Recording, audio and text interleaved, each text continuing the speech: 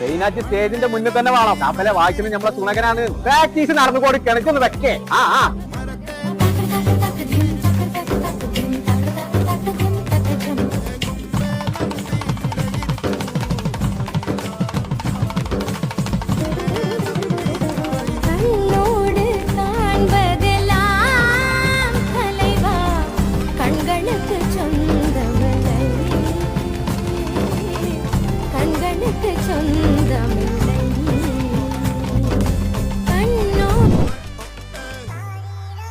എന്താ പാട്ടെന്ന്? അത് തബലന്റെ ചാർജ് തന്നെയാണോ?